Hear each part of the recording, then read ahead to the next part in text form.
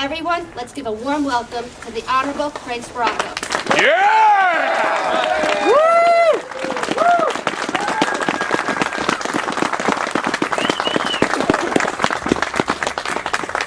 Good morning, everyone. Thank you so much for coming. I know it's cold, so I'll try to make it quick.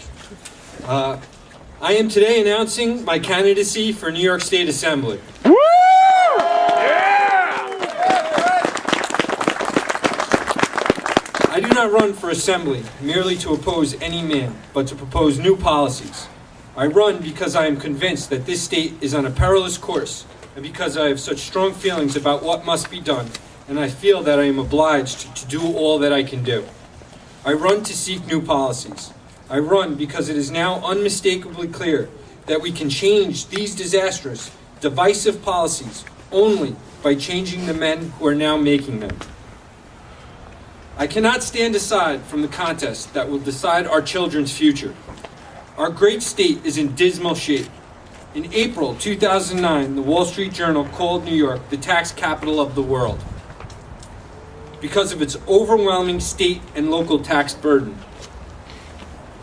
New York State ranks second in the nation, according to the Tax Foundation, in terms of the highest state and local combined tax in 2008. In 2009, New Yorkers had to work 115 days until April 25th until they earned enough money to pay all of their combined taxes. That's ranked third in the nation for the most days worked, according to the Tax Foundation. According to the Census Bureau data, almost 2 million New York residents have moved to other states in the last few years, the biggest such loss experienced by any state. It's clear that the high taxes are killing jobs and forcing people to leave this state.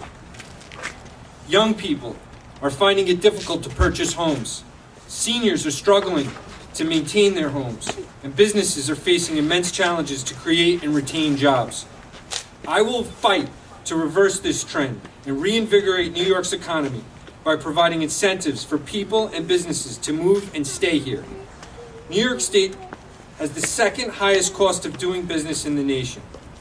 Unfortunately, the sheer cost of doing business in New York has forced many businesses to leave or has prevented businesses from locating and growing here in the Empire State, thus impeding economic progress and weakening our competitive advantage in the global economy. New York State's unemployment rate increased to 9.7% this year. It's the highest in almost 20 years.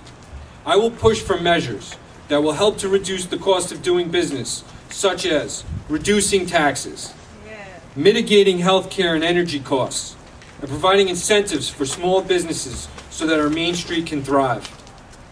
Simply put, New York cannot afford to let our businesses close up shop and leave.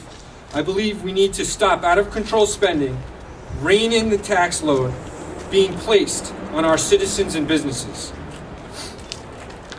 In a time where high taxes, soaring energy expenses, increasing healthcare costs, and toll hikes are squeezing every last dime out of New York families, the state should and must be holding the line on spending. I am committed to ensuring that all the children in our state receive a quality education and graduate to become productive, contributing members of New York's workforce and economy. Under any circumstances, however, the victory we seek in November will not be easy. We all know that in our hearts. We recognize the powers of the forces that will be aligned against us. We know that it will not be easy to campaign against somebody who has been created by the political machine. Mr. Zebrowski Jr. may feel entitled to this seat, and maybe that's why he voted to eliminate the STAR rebate check, or voted for over $8 billion in increased spending, or voted for over 140 new separate increased taxes or fees. But this state needs a strong, creative leader in Albany. We are not merely running against Mr. Zebrowski Jr. Our task is not merely one of itemizing liberal failures. For the families forced into financial struggle will know how to vote without our telling them. The unemployed worker will know how to vote. The families fed up with the tolls on their way to work. The families that are late or behind on their mortgage. They all know that things are not working in Albany. The government is taking too much, and enough is enough. Woo! Yeah, Frank! I think that New Yorkers deserve more from us than cries of indignation and attack. The times are too grave, the challenge too urgent, and the stakes too high to permit the customary passions of political debate. We are not here to curse the darkness, but to light the candle that can guide us through the darkness to a safe and sane future. As Winston Churchill said on taking office, if we open a quarrel between the present and the past, we shall be in danger of losing the future. Today, our concern must be with that future. The old era is ending. The old ways will no longer do. I'm asking for your help, your hand, your voice, and your vote. Thank you all for coming out. You got it, Frankie! Yeah!